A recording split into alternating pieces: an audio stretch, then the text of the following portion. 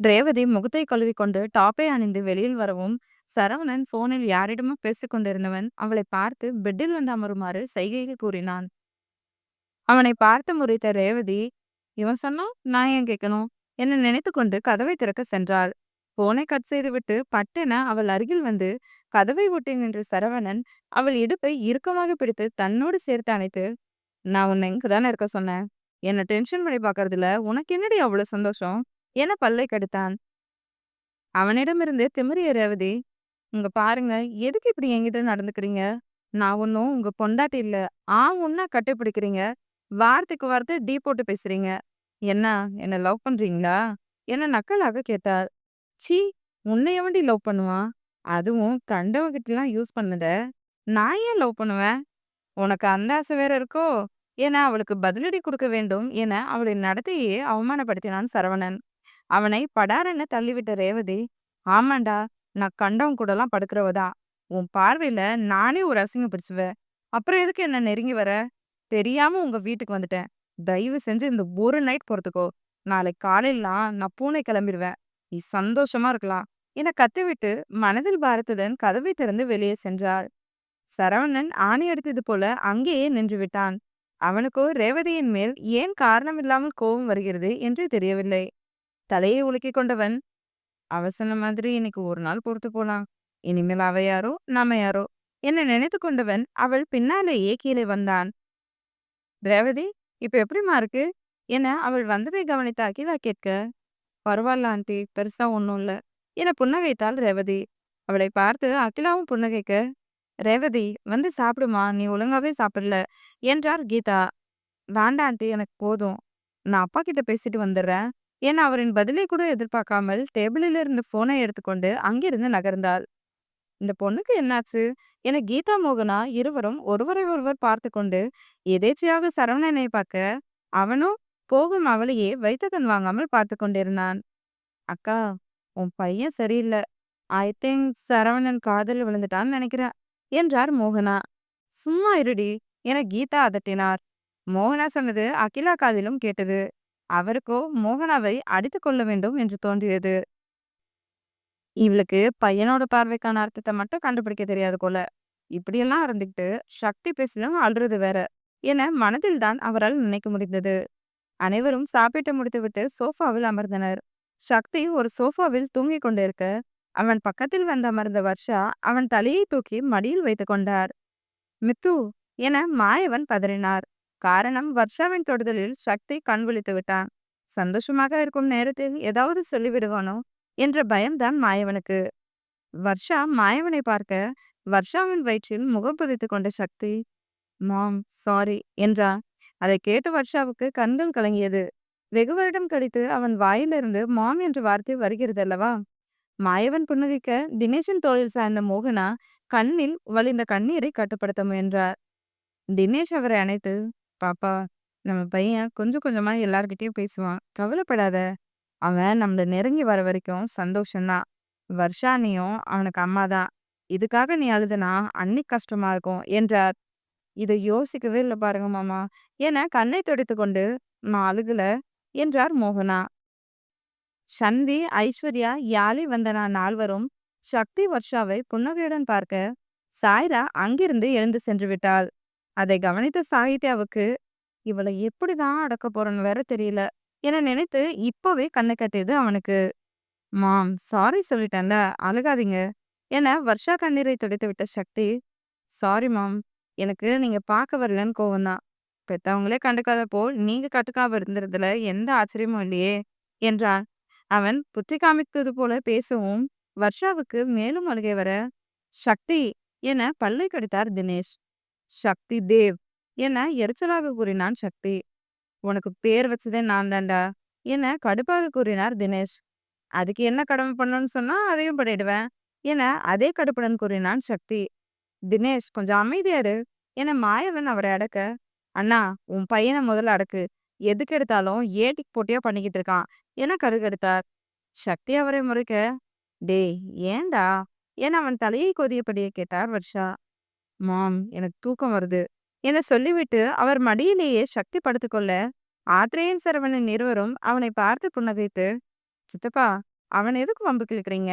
நீங்க ஆரம்பிக்கிறதுக்கு தானே அவனும் கடுப்பாகுறான் என்றான் ஆத்ரேயன். அதுக்குன்னு என்ன பொறுமையாவே இருக்க சொல்றியாரேயா? என தினேஷ் கேட்க, அதானே, அவர எதுக்கு நான் பொறுமையா இருக்க சொல்றீங்க? தமிழ்நாட்டிலேயே டாப் மோஸ்ட் பிசினஸ் மேன், ஷின்மா குடும்பத்து தலைவர், சாஃப்ட்வேர் உலகத்தோட ஜாம்பவான். பாவம், அவருக்கு போய் நீங்க அட்வைஸ் பண்றீங்க. நீங்க சொன்னாலும் அவர் கேட்கவே மாட்டாரு. ஏன்னா அவரே ஒரு முந்திரி கொட்டை. அதனால அவர்கிட்ட பேசி உங்க எனர்ஜி வேஸ்ட் பண்ணிக்காதீங்க என கண்ணை மூடியபடியே கூறினான் சக்தி. உன் பையனுக்கு கொழுப்ப பாத்தியாடி என தினேஷ் மோகனாவை பார்க்கவும், உங்கள மாதிரி தொப்பெல்லாம் இல்ல மிஸ்டர் தினேஷ். நான் சரியா தான் இருக்கேன். நீங்க தான் கொஞ்சம் வெயிட் ஏறிட்டீங்க. உங்களுக்கு தான் கொஞ்சம் கலோரிஸ் ஜாஸ்தியா இருக்கு. எதுக்கோ தினமும் எக்ஸசைஸ் பண்ணுங்க. அப்பதான் உங்க மேல பைத்தியமா சுத்துற டாக்டர் அஸ்வினிய கல்யாணம் பண்ணிக்க முடியும் என கொளுத்தி போட்டான். டாடி, மாட்னீங்க என சாகித்யா சிரிக்க, அதை கேட்டு மற்றவர்களும் சிரிக்க, ஸ்லோ மோஷனில் தன் மனைவியை திரும்பி பார்த்த தினேஷுக்கு முகம் வேர்க்க தொடங்கியது. பாவி மகன், நானாடா அஸ்வினிய என் பின்னால சுத்த சொன்னேன்.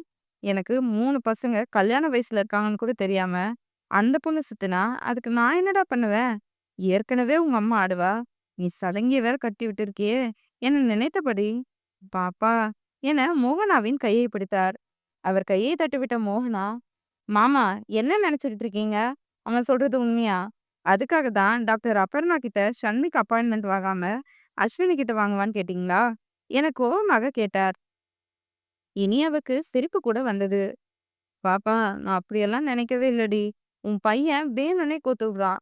டே சக்தி, பல்ல தட்டிடுவேன் என அவரை மிரட்டிய தினேஷ் தன் மனைவியை இழுத்துக்கொண்டு அங்கிருந்து சென்றார். அப்பா, கிரேட் எஸ்கேப் என ஷண்வி கத்த, அதை கேட்டு அனைவரும் சத்தமாக சிரித்தனர். சக்தி கொஞ்சம் இலகுவாக இருப்பதை பார்த்த வள்ளி கண்ணன் இருவருக்கும் திருப்தியாக இருக்கவும், கீதா, நாங்களும் போய் படுக்கிறோம், பாத்துக்கோ என சொல்லிவிட்டு அங்கிருந்து கண்ணனுடன் சென்றார். சரி என்ற கீதா, அத்தை, மாமா, நீங்களும் போய் தூங்குங்க.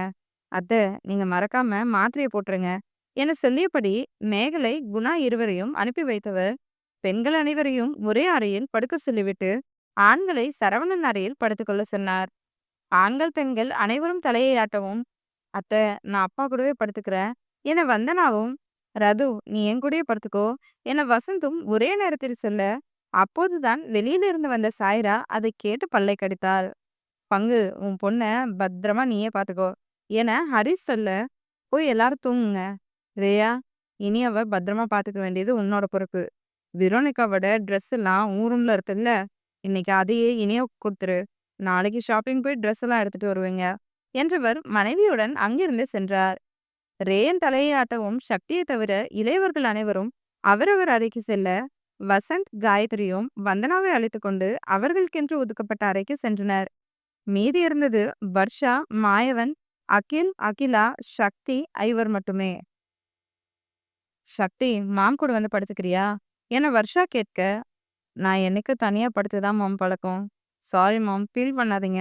என்னால ஒரு சில விஷயத்த டக்குன்னு மாத்திக்க முடியல என சொல்லிவிட்டு அவர் மடியிலிருந்து எழுந்தவன் மாயவனை ஓர பார்வை பார்த்துவிட்டு வர்ஷாவிடம், உங்கால இதுக்கு என்ன முறைக்கிறாரு என்று கேட்டான் சத்தமாக. டேய், அது என்ன ஆளு? நான் உனக்கு அப்பா என்றார் மாயவன். தாடியில் விரலை தேய்த்த சக்தி, எனக்கு அப்படி யாரும் கிடையாது என அழுத்தம் திருத்தமாக கூறினான். ஏனோ அவனுக்கு அப்பா என்ற வார்த்தையே அவ்வளவு கசப்பாக தோன்றியது. மாயவனுக்கும் முகம் சுருங்கி போக, அவர் தோளில் கை வைத்த சக்தி, என்னால அந்த வார்த்தையை சொல்லி கூப்பிட முடியாது லெஜன். ஒருவேளை உங்க தம்பிக்கு நான் பையனா பிறக்காம உங்களுக்கு பிறந்திருந்தா கண்டிப்பா கூப்பிட்டுருப்பேன்னு நினைக்கிறேன். நான் பேசுனதோ பண்ணதோ உங்க மனசை கஷ்டப்படுத்தியிருக்கலாம். அதுக்கு சாரின்லாம் சொல்ல தோணல. நீங்களும் என் வாழ்க்கையில பல விஷயத்துல விளையாடிட்டீங்க. உங்களோட ஆசைக்காக என்னோட ஆசையை அழிக்க அண்ணனும் தம்பியும் சேர்ந்து தானே பிளான் போட்டீங்க. ஏதோ நான் உங்க ஆசைய நிறைவேத்திட்டேங்கிறதுக்காக வாங்கின ரூபம் மாதிரியே என்னை யூஸ் பண்றீங்க. உங்களையும் சரி, என்னை பெத்தவரையும் சரி, கண்டிப்பா மன்னிக்கவே மாட்டேன். என்னை விட்டு தள்ளியே இருந்தாலும் உங்க சின்ன தம்பி 100% பெட்டர் என அகில் முகத்தை பார்த்தபடி சொல்லிவிட்டு அங்கிருந்து இறுகிய முகத்துடன் சென்று விட்டான். மாயவன், அவன் என்ன சொல்லிட்டு போறான்? நீங்க என்ன பண்ணீங்க என வர்ஷா கோபமாக கேட்டார். அண்ணி, அண்ணன் எதுவுமே பண்ணல என முந்திக் கொண்டு பதில் கூறினார் அகில். அகில், வாயை மூடுங்க. நீங்க சொல்லும் போதே தெரியுது ஏதோ பண்ணிருக்கீங்கன்னு. என்ன பண்ணீங்கன்னு ஒழுங்கா சொல்லிடுங்க என்று அகிலா மாயவனிடம், "சின்ன மாமா, எதையும் மறைக்கணும்னு நினைக்காதீங்க. சக்தி நம்ம வீட்டு பையன். நாங்க அவனுக்கு அம்மாங்க. அவன் விஷயம் எங்களுக்கு தெரிஞ்சே ஆகணும்" என்றார். "அவன பொலிட்டிக்கல் சைடு படிக்க வச்சது தான் அவனுக்கு பிடிக்கல அகிலா. நான் தான் தினேஷ் கிட்ட சொல்லி, அவனோட 5 வருஷம் அத படிக்க சொன்னேன். இப்பதான் அவனுக்கு அந்த விஷயம் தெரிஞ்சிருக்குது போல. அதான் கோவமா பேசிட்டு போறான்." மாயவன், "அவனையும் கட்சியில அனுப்பலான்னு இருக்கேன்னு மட்டும் சொல்லிடாதீங்க. நீங்களே ஜனாதிபதி பதவிய வேண்டான்னு சொல்லிட்டு வந்துட்டீங்க. உங்களுக்கே அது பிடிக்கல தானே? அப்புறம் எதுக்கு அவன மட்டும் அதுல தள்ளி விட பார்க்குறீங்க?" என எரிச்சலாக கேட்டார் வர்ஷா. "மித்து, நான் அவன ஜனாதிபதி ஆக சொல்லல. ஆனா அவன் ஏதோ ஒரு பதவியில கண்டிப்பா இருக்கணும்." "எப்படி சின்ன மாமா இதெல்லாம் சாத்தியமா? அத்தை என்னன்னா அவன் தான் சினிமா குடும்பத்தோட தலைவன்னு சொல்றாங்க. நீங்க என்னன்னா அவன அரசியல்ல ஏதோ ஒரு பதவியில இருக்கணும்னு சொல்றீங்க. அவன் ஏற்கனவே 2 கம்பெனிக்கு பிரசிடென்ட். எத்தன வேலைய தான் அவன் பார்ப்பான்? அவன் சொன்ன மாதிரி நம்ம அவன ரோபோ மாதிரி யூஸ் பண்றோம்னு தோணுது" என்றார் அகிலா. "அகிலா, எல்லாம் நல்லதுக்கு தான்" என்றார் மாயவன். "என்ன நல்லதுக்கு மாயவன்? நீங்களும் தினேஷும் எல்லாம் தெரிஞ்சு தான் பண்றீங்களா? அவனுக்கு விருப்பம் இல்லாத ஒண்ண பண்ணுன்னு சொல்றது தப்புன்னு தோணலையா உங்களுக்கு?" "மித்து, வாய மூடிட்டு இரு. எனக்கு எது சரி, எது தப்புன்னு தெரியும். லூசு மாதிரி பேசிக்கிட்டு இருக்க. வீட்லயே உட்காந்துருக்க உனக்கு என்னடி தெரியும்? நீயும் பெரிய குடும்பத்துல வளர்ந்த பொண்ணு தானே? அகிலா தான் புரியாம பேசுறானா? எல்லாம் தெரிஞ்ச நீயே இப்படி பேசுற?" என கடுப்பாக கூறினார் மாயவன். வர்ஷா அமைதியாக அங்கிருந்து சென்று விட்டார். "சின்ன மாமா, கொஞ்சம் பொறுமையா பேசியிருக்கலாம். ஆனா ஒண்ணு, நீங்க எதுக்காக சக்திய ஃபோர்ஸ் பண்ணியிருந்தாலும் அது தப்பு தான். சாஹி இருக்கான்ல, குடும்பத்துல பெரிய பையன் அவன்தான். இல்ல வியான். அவங்க 2 பேரையும் விட்டுட்டு எதுக்கு சக்தியே எல்லாரும் டார்கெட் பண்றீங்க? மோகனாவுக்கு மட்டும் விஷயம் தெரிஞ்சது என்ன ஆகும்னு யோசிச்சு பாருங்க" என்றார் அகிலா. "அகிலா, நான் இதெல்லாம் யோசிக்காம முடிவெப்பேன். எனக்கும் சாஹி தான் அரசியலுக்கு வரணும்னு ஆசை. ஆனா, அரசியலுக்கு போக நெறைய பொறுமையும், சகிப்புத்தன்மையும், சமயோஜித புத்தியும் இருக்கணும். கண்டிப்பா இதுல ஒண்ணு கூட வியான் சாகிக்கு கிடையாது. சக்தி சின்ன சின்ன விஷயத்த கூட அவ்ளோ பொறுமையா யோசிக்கான். சாகிய விட சின்ன பையன் தான். ஆனா, சாகி கூட தனியா கம்பெனி ஆரம்பிக்கணும்னு ஆசை. அதுக்கு தினேஷ் ஒத்துக்கல. அதே மாதிரி தான் சக்திக்கும். அவன் காலேஜ் போகும்போதே பொலிட்டிக்கல் சயின்ஸ் படின்னு பிரஷர் பண்ணான் தினேஷ். சக்திக்கும் தினேஷ்க்கும் அதுல இருந்து தான் அதிகமா பிரிவு வர ஆரம்பிச்சது. சக்தி பொலிட்டிக்கல் சயின்ஸ் படிக்கிறேன்னு ஒத்துக்கிட்டான். ஆனா, அதுக்கு டைம் கேட்டான். அவன் கேட்ட டைம நாங்களும் குடுத்தோம். அத சரியா யூஸ் பண்ணி, அவன் ஆசையான டிசைனிங் துறைய படிச்சு முடிச்சுட்டு, கம்பெனி ஆரம்பிச்சு, அத நல்ல முறையில நடத்தி, ஓரளவுக்கு லாபம் வர ஆரம்பிச்சதுக்கப்புறம், உடனே ராணா கிட்ட கம்பெனிய ஒப்படைச்சுட்டு, மும்பை போய் பொலிட்டிக்கல் சயின்ஸ் படிச்சான். நான் கூட நாங்க சொன்னதுக்காக தான் படிச்சான்னு நெனச்சோம். ஆனா, அவனுக்கு பிடிச்ச துறையில கூட அவனால கோல்ட் மெடல் வாங்க முடியல. பொலிட்டிக்கல் சயின்ஸ்ல கோல்ட் மெடல் வாங்குனான். அதுக்கப்புறம் தான் இப்ப பூனேல படிச்சுக்கிட்டு இருக்கான். இத நான் எதுக்கு சொல்றேன்னா, சக்தியால அரசியல்ல ஒரு பிரச்சனை வந்தா, அத ஈஸியா கையாள முடியும். தாத்தா அடிக்கடி சொல்லுவாரு, நம்ம குடும்பத்துல யாரோ ஒருத்தர் அரசியல்ல இருந்தே ஆகணும்னு. அதுக்காக தான் தினேஷ் சக்திய பிரஷர் பண்ணது. சாகிய நான் குறைவா சொல்லல. ஆனா சாகியால கண்டிப்பா அரசியல் நுணுக்கத்த கையாள முடியாது என்றார். "இதெல்லாம் ரொம்ப தப்பா இருக்கு சின்ன மாமா. சக்தி மட்டும் என்ன பாவம் பண்ணான்? அவன் ஆசைப்பட்டது எல்லாத்துக்கும் நம்மளே ஆப்பு வைக்கிறோம். எல்லா சைட்ல இருந்தும் அவனுக்கு அடி கொடுத்தா எப்படி மாமா தாங்குவான்? நான் கூட யாழி, ஷன்வி, சன்மிக்கு மட்டும்தான் படிப்புல ப்ரெஷர் பண்றீங்கன்னு நினைச்சேன். இப்பதான் புரியுது.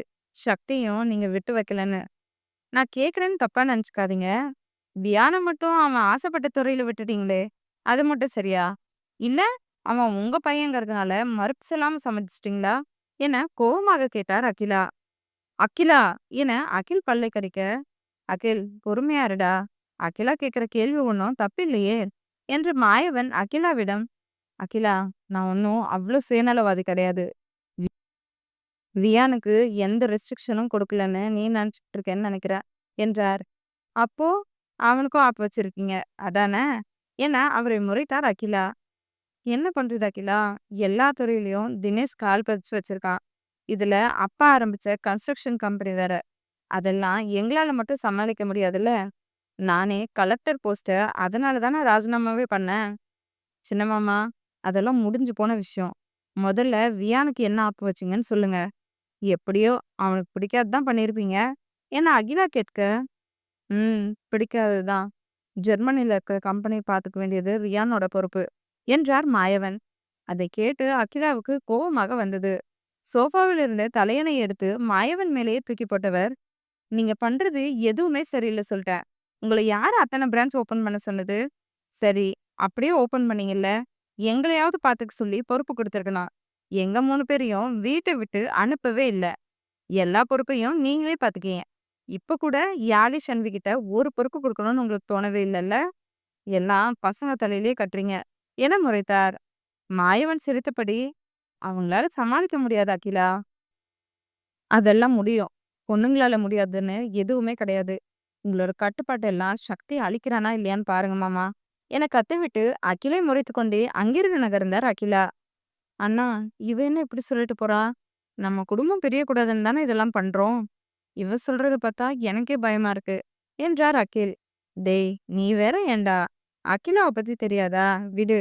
அவளுக்கெல்லாம் கோபம் கொஞ்ச நேரம்தான். எதையும் யோசிக்காம போய் படுத்து தூங்கு. நான் போய் உன் அண்ணியை சமாதானப்படுத்த முயற்சி பண்றேன் என சொல்லிவிட்டு அங்கிருந்து நகர்ந்தார் மாயவன். அகிலும் அவர் அறைக்கு செல்ல, இனியா அறைக்குள் வந்ததும் கதவை தாளிட்டு விட்டு கபடி திறந்து விரோனிகாவின் நைட்டி ஒன்றை எடுத்து இனியாவிடம் நீட்டிய ஆத்ரேயன், போய் ட்ரெஸ் மாத்திட்டு வா என்றான். அவன் கையில் இருந்த ஆடையை கோபமாக தட்டிவிட்ட இனியா, நான் உங்ககிட்ட கொஞ்சம் பேசணும் என கோபமாக கூறினாள். ஆத்ரேயனுக்கு கோபம் வந்தாலும் நிஷாவுக்காக பொறுத்துக்கொண்டு அவளை முறைத்தபடி சோஃபாவில் அமர்ந்தவன் அவளை பார்த்து, இந்த சேரை இழுத்து போட்டு உட்காந்து என்ன பேசணும்னு நினைக்கிறியோ பேசு என்றான் போனை நோண்டிக்கொண்டு. சேரை இழுத்து போட்டு அமர்ந்த இனியா, எனக்கு இந்த கல்யாணத்துல இஷ்டம் இல்ல என்றால் அவன் முகத்தை பார்த்தபடி. போனை நோண்டிக் கொண்டு இருந்தவன் அதை கேட்டு அவளை நிமிர்ந்து பார்த்தான். ஆனால் எதுவும் பேசவில்லை. அவன் ஏதாவது சொல்லுவான் என நினைத்தவள் அவன் அமைதியாக இருக்கவும், இங்க பாருங்க, எனக்கு இந்த கல்யாணத்துல சுத்தமா விருப்பமே இல்ல. ஏன், உங்களோட பேர் கூட எனக்கு முழுசா இன்ன வரைக்கும் தெரியாது என்றாள். ஆத்ரேயன் சரவணன். என்ன? என் முழு பேரு ஆத்ரேயன் சரவணன். எல்லாரும் ரேயான் கூப்பிடுவாங்க என்றான். இப்ப இது ரொம்ப முக்கியம் என முணுமுணுத்த இனியா, இங்க பாருங்க, நான் சொல்றத நல்லா கேட்டுக்கோங்க. எனக்கு இப்போ வரைக்கும் இந்த கல்யாணத்தை ஏத்துக்க முடியல. இங்க இருக்கிற ஒவ்வொரு நிமிஷமும் ஏதோ நெருப்பு மேல நிக்கிற மாதிரி இருக்கு. கழுத்துல தொங்குற தாலி, அது தூக்கு கயிறு மாதிரி ஃபீல் ஆகுது. நீங்க என்ன நினைச்சு எனக்கு தாலி கட்டுனீங்கன்னு எனக்கு தெரியாது. ஆனா என்னால இந்த கல்யாணத்தை சுத்தமா ஏத்துக்கவே முடியாது. தயவு செஞ்சு எனக்கு டைவர்ஸ் குடுத்துருங்க என்றாள் இனியா. சரி, வாங்கிக்கோ என ஆத்ரேயன் சொல்லவும் பட்டென அவனை நிமிர்ந்து பார்த்தாள் இனியா. கண்டிப்பா உனக்கு டைவர்ஸ் குடுக்குறேன். ஆனா இன்னைக்கு தான் நமக்கு கல்யாணம் ஆயிருக்கு. அதனால முழுசா 1 வருஷம் ஆனாதான் நமக்கு டிவோர்ஸ் கிடைக்கும். அது வரைக்கும் பொறுத்துக்கிட்டு இரு என்றான் அவன். இந்த 1 வருடத்தில் அவளை மாற்றிவிடலாம் என்ற எண்ணத்தில் தான் கூறினான். கண்டிப்பா குடுப்பீங்க தானே என இனியா நம்பிக்கை இல்லாமல் கேட்டாள். கண்டிப்பா நான் உனக்கு டைவர்ஸ் குடுக்குறேன் என்றான் ஆத்ரேயன். ஓகே என சொல்லிவிட்டு சேரில் இருந்து எழுந்தவள், அவள் தட்டிவிட்ட நைட்டியை எடுத்துக்கொண்டு குளியல் அறை கண்டுபிடித்து உள்ளே சென்று நைட்டியை அணிந்து கொண்டு வந்து பெட்டில் படுத்தபடி அவனை பார்த்து, எனக்கு கீழே படுத்து பழக்கம் இல்ல, வேணும்னா நீங்க கீழே படுத்துக்கோங்க. பெட்டு பெருசா இருந்தாலும் நீங்க என் பக்கத்துல படுக்கக்கூடாது என சொல்லிவிட்டு கண்ணை மூடிக்கொண்டாள். கட்டாய தலைய கட்டுற, உனக்கு இருக்கு இருடா. முதல்ல நாளைக்கு எழுந்ததும் அன்பரசி கிட்ட பேசணும் என நினைத்து கொண்டாள். இனியாவின் நடவடிக்கையை ஆத்ரேயன் பெரிதாக எடுத்துக்கொள்ளவில்லை. அவனும் நன்றாக அறிந்திருந்தான். இனியா சாதாரணமாக இந்த விஷயத்தை விடமாட்டாள் என்று. அவன் நினைத்தது போலவே நடக்கவும் சோஃபாவிலேயே படுத்தவன், ஐயோ கடவுளே, இவளை வச்சுக்கிட்டு எப்படிதான் சமாளிக்க போறனோ தெரியலையே என நினைத்தபடி கண்ணை மூடினான். காலை பொழுது அழகாக புலர்ந்தது. ஆத்ரேயன் எழுந்து அமர, அவனுக்கு எதிரில் சேரில் அமர்ந்திருந்த இனியா அவனையே பார்த்து கொண்டிருந்தாள். நொடியில் பயந்து போன ஆத்ரேயன் நெஞ்சை நீவியபடி அவளை முறைத்து பார்த்தான். நான் உங்ககிட்ட கொஞ்சம் பேசணும், போய் குளிச்சுட்டு வாங்க என்று அதிகாரமாக கூறினாள் இனியா. ரொம்ப ஓவரால் பண்றாளே. ஆத்ரேயன் ஃப்ரெஷ் ஆகிவிட்டு வந்து சோஃபாவில் அமர்ந்து, இப்ப என்ன சொல்லணும் என்று கடுப்பாக கேட்டான். நீங்க குளிச்சுட்டு வரலையா? நம்ம இன்னைக்கு ஒரு இடத்துக்கு போனோம் என்றாள் இனியா. அப்போதே அவளை நன்றாக பார்த்தான் ஆத்ரேயன். குளித்துவிட்டு விரோனிகாவின் புடவை ஒன்றை அணிந்து எங்கோ செல்வதற்கு ரெடியாகி இருந்தாள் என்பது புரிந்தது. எங்க போனோம் என புரியாமல் கேட்டான் ஆத்ரேயன். டைவர்ஸ்க்கு அப்ளை பண்ண என் ஃப்ரெண்டு அன்பரசி வீட்டுக்கு போனோம் என சந்தோஷமாக கூறினாள் இனியா. யார் அன்பரசி என கேட்டவன் அவள் டைவர்ஸ் அப்ளை போகணும் என்று சொன்னதை கேட்டு அதிர்ந்தாலும் 1 வருடம் ஒன்றாக வாழாமல் டைவர்ஸ் கிடைக்காது என்பதால் அமைதியாக இருந்தான். இப்பதானே சொன்ன, அன்பரசி என்னோட ஃப்ரெண்டு. லாயரா இருக்கா என்றாள் இனியா. உன் ஃப்ரெண்டா இருந்தாலும் 1 வருஷம் ஆகாம டைவர்ஸ் தரமாட்டாங்க என அழுத்தமாக கூறினான் ஆத்ரேயன். அது மியூச்சுவல் டைவர்ஸுக்கு தான். நீயும் நானும் ஒன்னும் அடித்தடி பண்ணி டைவர்ஸ் வாங்க போறது இல்லையே. மியூச்சுவல் டைவர்ஸ் தான் அப்ளை பண்ண போறோம். அந்த டைவர்ஸ்னாலும் 1 வருஷம் கம்ப்ளீட் ஆகணும் என்றான் ஆத்ரேயன். அதெல்லாம் ஒண்ணும் கிடையாது. என் ஃப்ரெண்டு இதுக்கு சூப்பரா ஒரு ஐடியா சொன்னா. அவ சொன்ன மாதிரி பண்ணா நமக்கு உடனே டைவர்ஸ் கிடைச்சிரும் என்றாள் இனியா. எப்படி? ஏதாவது எமர்ஜென்சி தீர்க்கவே முடியாத பிரச்சனையா இருந்தா கண்டிப்பா டைவர்ஸ் கிடைச்சிரும்னு என் ஃப்ரெண்டு சொன்னா என்றாள் இனியா. முதல்ல உன் ஃப்ரெண்டை கண்டுபிடிச்சு பல்ல உடைக்கிறேன் என மனதில் நினைத்த ஆத்ரேயன், நமக்குள்ள தீர்க்க முடியாத பிரச்சனைன்னு ஒண்ணும் இல்லையே, அப்புறம் எப்படி டைவர்ஸ் கிடைக்கும்? அதுக்கு தான் என் ஃப்ரெண்டு ஒரு சூப்பர் ஐடியா கொடுத்துருக்கா என்று சொல்லும் போதே அவள் முகம் மலர்ந்திருந்தது. கல்யாணம் பண்ணிக்கிறப்ப தான் எல்லாரும் அழகா சிரிப்பாங்க. இவளுக்கு டைவர்ஸ் பண்ணணும்னு சொல்லும் போதே முகத்துல அத்தனை சிரிப்பு தெரியுது என நினைத்த ஆத்ரேயன், என்ன ஐடியா என கேட்டான். அது அது அது வந்து என்ன தயங்கினாள் இனியா. என்ன தயக்கம்? இன்ன வரை காது வரைக்கும் பேசினல்ல, என்னன்னு சொல்லு என்றான். நமக்குள்ள இன்னும் எதுவும் நடக்கலன்னு சொன்னா என இழுத்தாள் இனியா. அப்படியே சொன்னாலும் வாழ்க்கைய தொடங்குனத சொல்லுவாங்க. டைவர்ஸ்லாம் தரமாட்டாங்க என்றான் ஆத்ரேயன். இல்ல, அப்படி இல்ல இது. உங்களால முடியாது. அதுக்கு நீங்க எலிஜிபிள் பெர்சன் கிடையாதுன்னு சொன்னா தருவாங்க என சொன்னவளுக்கு நிஷா என்றவள் இருப்பது மண்டையிலேயே உரைக்கவில்லை போலும். என்ன சொல்ற? சொல்ல வந்தத முழுசா சொல்லு என பல்லை கடித்தான் ஆத்ரேயன். அவள் சொன்னது அவனுக்கும் புரிந்தது. இவளுக்கு என் பொண்ணு இருக்கான்னு ஞாபகம் இருக்கா இல்லையா என நினைத்தவன் அவளை அழுத்தமாக பார்த்தான். நீ நீங்க ஒரு இம்பார்ட்டன்ட்னு சொன்னா உடனே கொடுத்துருவாங்க என சொல்ல வந்தவள் அவன் முகத்தில் இருந்த கடுமையை பார்த்துவிட்டு வாயை மூடிக்கொண்டாள். அழுத்தமான காலடியுடன் அவளை நெருங்கிய ஆத்ரேயன் சேரின் கைப்பிடியின் இரு பக்கமும் கையை ஊன்றி, அப்படி சொன்னாலும் நம்ப மாட்டாங்களே பேபி, என்ன பண்ணலாம் என நிதானமாக கேட்டான். அவன் துளைக்கும் பார்வையில் கை கால்கள் நடுங்கினாலும் அதை அவனுக்கு தெரியாமல் மறைத்துக்கொண்டு, கண்டிப்பா நம்புவாங்க. எனக்கு ஒரு வெர்ஜன் டெஸ்ட் எடுத்துட்டா போதும் என்றாள் இனியா. கண்டிப்பா நம்ப மாட்டாங்க இனியா. உனக்கு தான் டெஸ்ட் ரிசல்ட் பாசிட்டிவ்னே வராதே என அழுத்தமாக கூறினான் ஆத்ரேயன். இல்ல, நான் எந்த தப்பும் இது வரைக்கும் பண்ணதில்ல. டெஸ்ட் எடுத்தா ரிசல்ட் கண்டிப்பா பாசிட்டிவ்னு தான் வரும் என்றாள் இனியா உறுதியாக. கண்டிப்பா உனக்கு டெஸ்ட் நெகட்டிவ்னு தாண்டி வரும் என பட்டென அவளை தூக்கி வந்து கட்டிலில் கிடத்தியவன் நொடி பொழுதில் அவள் உடையெல்லாம் கிழித்து ஆங்காங்கே கிடக்க அவன் உடைக்கும் விடுதலை கொடுத்தான். அவனை பார்த்து மிரண்டு போன இனியா, ப்ளீஸ் வேணாம், எதுவும் பண்ணிடாதீங்க என குரல் வராமல் நடுங்கினாள். அவள் உதட்டை வன்மையாக சிறைப்பிடித்த ஆத்ரேயன் அவள் உடலின் வளைவு நெளிவுகளை கையால் அளந்தான். வேணா என்று தலையை இடவலமாக ஆட்டிய இனியா அவன் முதுகில் பலமாக அடித்தார். அவள் 2 கைகளையும் இறுக்கமாக அணைத்து கொண்ட ஆத்ரேயன், என்னை அடி இம்பார்ட்டன்ட் சொல்ற என கோபமாக கத்தி அவள் பெண்மை என்னும் கூட்டில் அவன் ஆண்மையை நுழைத்து பல தடைகளை தாண்டி அவளில் நுழைந்தான். ஆ என கத்திய இனியா அவளின் 2 கையால் தலையணையை முனையை பிடித்து கொண்டு ஆத்ரேயன் பார்த்து அழுதாள். இனிமேல் டைவர்ஸ் கேப்பியா என அவளை வன்மையாக கையாண்டவன் கூடல் முடிந்ததும் அவளை இழுத்து தன் நெஞ்சில் போட்டுக்கொண்டு, இப்ப சொல்லுடி, டெஸ்ட் பாசிட்டிவ்னு வருமா என அழுத்தமாக கேட்டான். இனியா அழுது கொண்டே இருக்க, ஏய், உன்னை தாண்டி கேக்குறேன் என பல்லை கடுத்தான் ஆத்ரேயன். மருண்ட விழிகளுடன் அவனை பார்த்தாள் இனியா. என்ன பார்வை, பதில் சொல்லு. டெஸ்ட் எடுத்தா ரிசல்ட் எப்படி வரும் என ஆத்திரமாக கேட்டான். நெ- நெகட்டிவ்னு வரும் என அழுது கொண்டே கூறினாள் இனியா. குட்.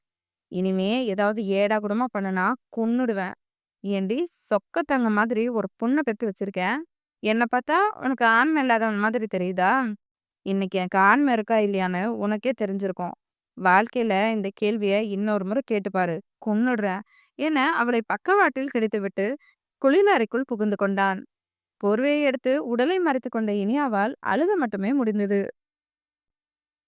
அரை மணி நேரம் கழித்து இடுப்பில் துண்டுடன் குளியலறையிலிருந்து வெளியே வந்த ஆத்ரேயன் முகத்தை மூடிக்கொண்டு அழுது கொண்டிருந்த மனைவியை பார்த்து எதுவும் பேசாமல் உடைமாற்றும் அறைக்கு சென்று ஆடை மாற்றிக்கொண்டு வெளியில் வந்தவன் அப்போதும் கலைந்த ஓவியமாய் படுத்து இருந்த மனைவியின் அருகில் வந்து அமர்ந்தான். அவன் அருகில் வந்து அமர்ந்ததும் உள்ளுக்குள் நடுங்கிய இனியா, என்ன வேணும் என கேட்டபடி கட்டிலை ஒட்டி அமர்ந்தாள். அவள் கன்னத்திலும் கழுத்திலும் தன் பல்லின் அடையாளங்கள் இருப்பதை பார்த்த ஆத்ரேயன் மேலும் அவள் அருகில் நெருங்கி அவளை அணைத்தது போல நெருங்கி அமர்ந்து அவள் கன்னத்தை இரு கையால் தாங்கி, இனியா, நான் உன்னை ஃபோர்ஸ் பண்ணி எடுத்துக்கிட்டது தப்புதான்.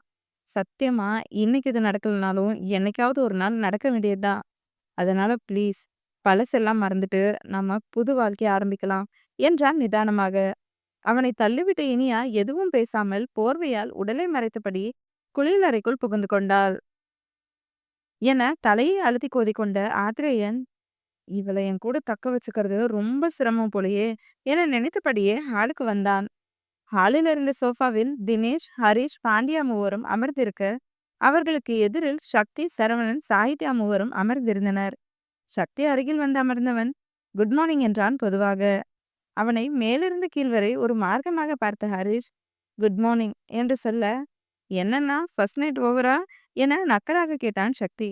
அதை கேட்ட அனைவரும் சிரிக்க, ஆத்திரேயன் திருத்திருவன முழித்து, இவனுக்கு எப்படி தெரியும் என்பதைப் போலவே சக்தியை அதிர்ச்சியாக பார்த்தான். அவனின் பார்வை அர்த்தத்தை புரிந்து கொண்ட சக்தி, என்னன்னா எனக்கு எப்படி தெரியும் யோசிக்கிறியா? ரொம்ப யோசிக்காத, உன் கழுத்துல இருக்க நகைக்கிரல் தான் சொல்லுது என அவனுக்கு மட்டும் கேட்கும் குரலில் கூறினான். அவனை முறைத்து பார்த்த ஆத்ரேயன், இத்தனை வருஷமா என்னை பார்த்தும் பார்க்காத மாதிரி தானே இருப்ப, இப்ப மட்டும் எதுக்குடா வந்து பேசுற? அப்படியே பேசினாலும் பாசமா பேசுறியா? யாரையாவது எதுலயாவது மாட்டி விடுறதுலே குறியா இருக்க என்று முறைத்தான். பாசமா? அப்படியெல்லாம் பேச எனக்கு சுட்டு போட்டாலும் வராது என நக்கலாக கூறினான் சக்தி. டேய் தினேஷ், நிஜமா இவன் உன் பையன் தானா என ஆச்சரியமாக கேட்டார் பாண்டியா. இல்ல மச்சி, நான் தான் உனக்கு அப்பா என்றார் தினேஷ். அதை கேட்டு சக்தி பல்லை கடிக்க, பாண்டியா முறைக்க, மற்ற அனைவரும் சிரித்தனர். நானும் அதை தானடா கேட்டேன், ஆமான்னு சொன்ன போததா, நீயும் வேணும்னே தான்டா பண்ற, உன் பையன் உன்னை வச்சு செய்யறதுல தப்பே இல்லை என்றார் பாண்டியா. யாராலையும் என்னை ஒன்றும் பண்ண முடியாது, முக்கியமா என்னையும் என் பொண்டாட்டியும் பிரிக்கவே முடியாது என கால் மேல் கால் போட்டபடி கெத்தாக கூறினார் தினேஷ்.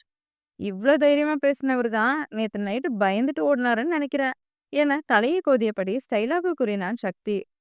அப்பா சாமி, அப்பனும் பையனும் பண்றது எங்களால தாங்க முடியல என ஹரிஷ் சொல்லவும், எனக்கு அப்பான்லாம் யாரும் கிடையாது என பல்லை கடித்தான் சக்தி. நான் இல்லாம நீ எப்படிடா பிறந்த என காட்டமாக கேட்டார் தினேஷ். அதை போய் உங்க பொண்டாட்டிக்கிட்ட கேளுங்க மிஸ்டர் தினேஷ் என எரிச்சலாக கூறினான் சக்தி.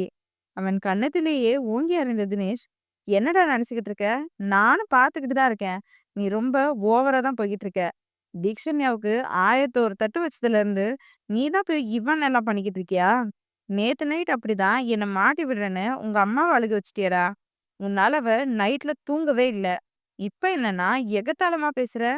ச்சே, இப்பதான் தோணுது உன்னை ஏன் பெத்தன்னு. பேசாம அவ கருவிலேயே அழிஞ்சு போயிருந்தனா கூட தொல்லையே இருந்திருக்காது என்று கத்தினார். சக்திக்கு உயிரே போவது போல ஆகிவிட்டது. டாடி, சித்தப்பா, தினேஷ் என அனைவரும் பதற, சக்தி அங்க நிற்க கூட பிடிக்காமல் வேக வேகமாக செல்ல, அவன் கையை பிடித்த மோகனா, சக்தி, அம்மா நான் இருக்கேன்டா, அவரு என்ன வேணாலும் சொல்லிட்டு போட்டோம், தயவு செஞ்சு இங்கிருந்து போகாதடா என கெஞ்சினார். அவரின் கையை உதறிய சக்தி, எனக்கு எந்த உறவும் இல்ல, நீங்க யாரோ நான் யாரோ தான், என்னை நினைச்சு இங்க யாரும் கஷ்டப்பட தேவையில்ல. இப்பவும் ஒன்னும் ஆயிடல, உங்க வயித்துல பிறந்தனா செத்து போயிட்டு தான் நினைச்சுக்கோங்க என சொல்லும்போதே அவன் கண்ணிலிருந்து ஒரு சொட்டு கண்ணீர் மோகனாவின் கையில் படவும் அங்கிருந்து சக்தி வெளியேறிவிட்டான். சக்தி, சக்தி, அம்மா விட்டு போகாதடா என அங்கேயே முட்டி போட்டு அமர்ந்து அழுதார் மோகனா. மோகனாவின் கதறலில் அனைவரும் ஹாலுக்கு வர, பாப்பா என அவர் தோளில் கை வைத்தார் தினேஷ். என்ன தொடாதடா, உன்னாலதான் என் பையன் ஒவ்வொரு முறையும் என்னை விட்டு போய்கிட்டே இருக்கான். அவனை பார்த்தா உனக்கு எப்படிதான் இருக்கோ தெரியல. அவனை குத்தி கிழிச்சு அவன் மனசு உடைஞ்சு போறதுல உனக்கு என்ன அவ்வளவு சந்தோஷம்? நேத்து தான் எல்லார்கிட்டயும் கொஞ்சமாவது பேச ஆரம்பிச்சான், அதுவே உனக்கு பொறுக்கல இல்ல? ச்சே, என்ன மனுஷன் நீ? நீ பெத்த குள்ளைய அழுக வச்சு பார்க்கணும்னு நினைக்கிற? என் பையன் அழுதுட்டு போறான்டா. ஐயோ, ஆறுதல் கூட படுத்த முடியாத சூழ்நிலை, என்ன கொண்டு வந்து விட்டுட்டியே கடவுளே என கதறி அழுதார் மோகனா. அதை கேட்டு அனைவரும் மோகனாவையே கலங்கி போய் பார்க்க, தினேஷுக்கு அப்போதுதான் அவர் விட்ட வார்த்தையின் வீரியம் புரிந்தது. வீட்டை விட்டு வெளியில் வந்த சக்திக்கு உலகமே இருண்டது போல இருந்தது. கண்ணெல்லாம் கலங்கி இரத்த சிவப்பு நிறத்தில் மாறிவிட, காரை எடுத்துக்கொண்டு சைக்கிளை விட மெதுவாக ஓட்டியபடி அழுது கொண்டே நமையன் வீட்டுக்கு வந்தான். காரை போர்ட்டிகோவில் நிறுத்திவிட்டு வேகமாக உள்ளே வந்தவன் யாரும் ஹாலில் இல்லாததை பார்த்துவிட்டு வேகமாக மாடியேறி தீக்ஷண்யாவின் அறைக்கதவை தட்டினான். அதிசயமாக நேரமாக எழுந்து ஹோம்வொர்க் செய்து கொண்டிருந்த தீக்ஷண்யா, யார் இப்ப வந்து கதவை தட்டுறது? அம்மாவும் அப்பாவும் தான் அத்தை வீட்டுக்கு போறேன்னு சொல்லியிருக்காங்களாங்களே என நினைத்தபடி எழுந்து வந்து கதவை திறந்ததும் சக்தியை பார்த்து அதிர்ந்தாள்.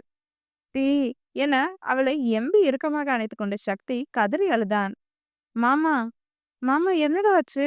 என தீக்ஷண்யா அவனை பிரிக்க முயற்சி செய்தபடி கேட்க, அவளை மேலும் இறுக்கமாக அணைத்தவன், தீ ப்ளீஸ் டி, தள்ளாத, வலிக்குது எனக்கு என்று அவளை மேலும் இறுக்கமாக அணைத்தான். ஆ மாமா இருக்காத, எனக்கும் வலிக்குது என வலியில் முனகிய தீக்ஷண்யா கையில் வைத்திருந்த பேனாவை தூக்கி எறிந்துவிட்டு ஒரு கையால் அவன் முதுகையும் மறு கையால் அவன் பின்னந்தலையும் கொதிவிட்டாள். அவளுக்கே கஷ்டமாகிவிட்டது சக்தி கதறி அழுவது. "டி, செத்துடும் போல இருக்குடி. உனக்காக தாண்டி உயிரோடவே இருக்கேன். என்னை விட்டு போயிடாதடி. என்னால முடியாது. நீ இல்லாம என்னால இருக்கவே முடியாதுடி.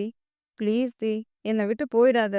நீ இல்லனா நான் ஒண்ணுமே இல்லடி" என அவளிடமிருந்து பிரிந்து அவளை இரு கையால் தூக்கி பெட்டில் அமர்ந்து அவளை தன் மடியில் அமர்த்தி கொண்டான். மாமா, என்னாச்சு? நீ என்ன பேசுற? எனக்கு எதுவுமே புரியல. என்னை கேட்ட தீக்ஷண்யாவுக்கு சத்தியமாக அவன் சொன்னதை புரிந்து கொள்ள முடியவில்லை என்பது மட்டுமே உண்மை. ஒன்னும் இல்ல தி. I want one kiss. தி ப்ளீஸ். இல்லன்னு சொல்லிடாத. நான் ஊருக்கு போறேன். திரும்பி எப்போ வருவேன்னே தெரியாது. ஒரே ஒரு முத்தம் குடு தி என சக்தி கேட்க, போ மாமா. அன்னைக்கு நீ முத்தம் குடுக்கும்போது வேகமா குடுத்த. எனக்கு உதடு செம்ம வலி தெரியுமா? என தீக்ஷண்யா கனவில் முத்தம் கொடுத்ததை புரியாமல் செல்லவும், பட்டென அவள் உதட்டை சிறை செய்தான் சக்தி. ம் என அவன் கழுத்தில் மாலை போல கையை போட்டுக்கொண்ட தீக்ஷண்யா அவன் முத்தத்தில் மிரண்டு போய்விட்டாள். அவளின் மேலுதட்டையும் கீழுதட்டையும் பாகுபாடின்றி மென்மை வன்மை என கலந்து சுவைத்த சக்தி அவளை இறுக்கமாக அணைத்து அவள் முதுகில் ஒரு கையை படரவிட்டு மறு கையை இடுப்பில் வைத்து இறக்கினான். அவன் பின்னந்தலையை முடியை பிடித்து அவனிடமிருந்து பிரிந்த தீக்ஷண்யா மூச்சு வாங்கியபடி அவன் நெஞ்சில் சாய்ந்து, மாமா, ஏன் இப்படி பண்ற? இது தப்பு தானே? எனக்கு தப்பா தெரியலடி. நீ என்னோட பொண்டாட்டி. நான் உனக்கு முத்தம் குடுப்பேன். என்ன வேணாலும் பண்ணுவேன் என அழுத்தமாக கூறினான் சக்தி. அவனை நிமிர்ந்து பார்த்த தீக்ஷண்யா, நிஜமாமா மாமா? நான் தான் உன் பொண்டாட்டியா? நீ என்ன கல்யாணம் பண்ணிக்குவியா? அப்பா எப்படி அம்மாவை பாத்துக்கிறாரோ அதே மாதிரி என்ன பாத்துப்பியா என கேட்க, எனக்கு அவங்கள மாதிரி இவங்கள மாதிரிலாம் பாத்துக்கணும்னு சொல்ல தெரியல. என்னால முடிஞ்ச வரைக்கும் உன்னை நான் சந்தோஷமா பாத்துப்பேன். உன்னை கஷ்டப்படுத்தவே மாட்டேன்டி என அவள் முகம் முழுவதும் முத்தமிட்டான். அவளை இறுக்கமாக அணைத்துக் கொண்ட தீக்ஷண்யா, நானும் உன்னை நல்லா பாத்துக்கிறேன் மாமா. சீக்கிரம் என்ன கல்யாணம் பண்ணிக்கோ. யாழி அக்கா சாய் மாமாவை கல்யாணம் பண்ணிக்க போறேன்னு சொன்னாங்க. எனக்கு சாய் மாமா வேண்டாம், நீ தான் வேணும் என்றாள் குழந்தை போலவே. டி, எனக்காக வெயிட் பண்ணுவியா? எதுக்கு மாமா? ப்ளீஸ் டி, மாமான்னு மட்டும் கூப்பிடாத, எனக்கு பிடிக்கவே இல்ல. பின்ன எப்படி மாமா கூப்பிடுறது? நீதான் மரியாதை இல்லாம கூப்பிட்டா திட்டுறியே என பாவமாக கூறினாள் தீக்ஷண்யா. மரியாதை கொடுக்கலனா கொஞ்சம் சொல்றியா? உன்னை மாமான்னு தான் கூப்பிட வேணான்னு சொன்னேன். அத்தான்னு கூப்பிடு. அத்தம்மா கூட மாமாவை அப்படிதானே கூப்பிடுவாங்க என்றான் சக்தி. சரிங்க சக்தி அத்தா. இப்ப எங்க போறீங்க என தீக்ஷண்யா கேட்க, தி, நான் பூனே கிளம்புறேன். நீ பத்திரமா இருக்கணும். உனக்கு 20 வயசு ஆகும்போது நான் கண்டிப்பா வருவேன். எனக்காக காத்திரு தி. யாரையும் மனசுல வரவிட்டுறாத என்றான் சக்தி. அவன் சொன்னது அவளுக்கு புரியவில்லை என்றாலும், சரி மாமா என தலையை ஆட்டினாள். தீ என பல்லை கடித்தான் சக்தி. எனக்கு அப்படிதான் கூப்பிட வருது என பாவமாக கூறினாள் தீக்ஷண்யா. இங்க பாரு தீ, எல்லாரையும் கூப்பிடுற மாதிரி என்ன கூப்பிடாத. நீ எனக்கு ரொம்ப ஸ்பெஷல். நானும் உனக்கு ஸ்பெஷல். ஸோ ப்ளீஸ் அத்தான்னு கூப்பிட்டு பழகு. என்ன தவிர வேற யாரையும் அப்படி கூப்பிடவும் கூடாது என அழுத்தம் திருத்தமாக கூறினான் சக்தி. சில நொடிகள் யோசித்த தீக்ஷண்யா, சரி ஓகே. அப்ப நீங்களும் என்ன தீன்னு தான் கூப்பிடணும். என்ன தவிர யாரையும் இப்படி ஹக் பண்ணக்கூடாது, கிஸ் பண்ணக்கூடாது. ஓகேவா என்றால் மிரட்டும் தோரணையில். கண்டிப்பா பண்ண மாட்டேன். நான் உனக்கு தான். என் வாழ்க்கையில உன்னை தவிர வேற யாருக்கும் அனுமதி கிடையாது என்றான் சக்தி. அதை கேட்டு தீக்ஷண்யா அழகாய் சிரித்தாள். சரி தி, நான் போயிட்டு வரேன். பத்திரமா இரு. அத்தம்மா கிட்ட நான் வந்துட்டு போனது சொல்லாத என்று அவளை பெட்டில் உட்கார வைத்துவிட்டு அறையை விட்டு வெளியில் சென்றவன் என்ன நினைத்தானோ மீண்டும் அறைக்குள் வந்து, தீ, உனக்கு ஒரு சர்ப்ரைஸ் என அவன் சட்டையை கழட்டி நெஞ்சில் இருந்த டாட்டூவை காட்டினான். கண்கள் விரிய அதை பார்த்த தீக்ஷண்யா அவள் கைவிரலால் மென்மையாக விரடி, மாமா சூப்பரா இருக்கு என்றாள். மாமா சொல்லாதடி. சாரி மாமா என நாக்கை கடித்தவள், அத்தா என சிரித்தாள். அவள் நெற்றியில் முத்தமிட்டு மீண்டும் அவளை இறுக்கமாக அணைத்த சக்தி, போயிட்டு வரேன், பத்திரமா இருக்கணும், நல்லா படிக்கணும் என சொல்லி மீண்டும் அவள் உதட்டை சுவைத்துவிட்டு அங்கிருந்து சென்றான். போகும் அவனையே பார்த்து அழகாய் சிரித்துக் கொண்டிருந்த தீக்ஷண்யா பெட்டில் இருந்து எழுந்திருக்கும் போது அவன் போன் கண்ணில் படவும் அதை எடுத்துக்கொண்டு வேகமாக ஓடி வந்தவள் முதல் படியிலேயே கால் தடுக்கி பயந்து போய் சக்தியத்தான் என கத்தி நொடி பொழுதில் கீழே விழவும் வாசல் வரை சென்ற சக்தி சத்தம் கேட்டு திரும்பி பார்க்க முதல் படியிலிருந்து உருண்டு கடைசி படி வரைக்கும் வந்த தீக்ஷண்யா சக்தியத்தான் என முணங்கியபடி அவனை பார்த்து கையை நீட்டி வாயால் மூச்சு விட்டு கண்ணை மூடினாள். டீ என ஆக்ரோஷமாக கத்தி அவள் அருகில் வந்து முட்டி போட்டு அமர்ந்த சக்தி அவளை தூக்கி மடியில் கிடத்தி, டீ என்ன பாருடி, டீ பாரு என அவள் கன்னத்தை தட்டினான். இருவரும் கத்திய சத்தத்தில் யாத்ரா, புவி, அஸ்வின் மூவரும் அறையிலிருந்து வெளியில் வந்து பார்த்தவர்கள் தீக்ஷண்யாவின் நிலையை பார்த்து புவிக்கு மயக்கமே வந்துவிட அவர் அப்படியே மயங்கி சரிந்தார். அம்மா என யாத்ரா புவியை தாங்க, யாத்ரா அம்மாவை பார்த்துக்கோ என சொல்லிவிட்டு பதறியபடி சக்தியின் அருகில் வந்த அஸ்வின், டே சக்தி அவளை தூக்குடா, ரத்தம் போயிட்டே இருக்கு என அவனை உலுக்கினார். ஆமாமா என அவரை நிமிர்ந்து பார்த்தவன், மாமா டி என அவளை காட்ட அழுதான் சக்தி. டே முதல்ல அவளை தூக்கு என அவருக்கே அழுகை வந்தாலும் கட்டுப்படுத்தி கொண்டு, இப்போ அழுவுறதுக்கான நேரம் இல்ல சக்தி, ரொம்ப ரத்தம் போயிட்டு இருக்கு, தூக்கிட்டு வா நான் காரை ஸ்டார்ட் பண்றேன் என சாவியை எடுத்துக்கொண்டு ஓடினார் அஸ்வின். சக்தியும் தீக்ஷண்யாவை தூக்கி கொண்டு அவரின் பின்னால் ஓடவும் தீக்ஷண்யா விழுந்திருந்த இடத்தை பார்த்த யாத்ராவுக்கு மனதில் பயப்பந்து உருடோடியது. காரணம் அந்த இடம் முழுக்க அவ்வளவு ரத்தம். இல்ல என் சிபியுக்கு எதுவும் ஆறக்கூடாது என கத்திய யாத்ராவுக்கு எச்சில் கூட விழுங்க முடியாமல் தொண்டையை அடைத்தது.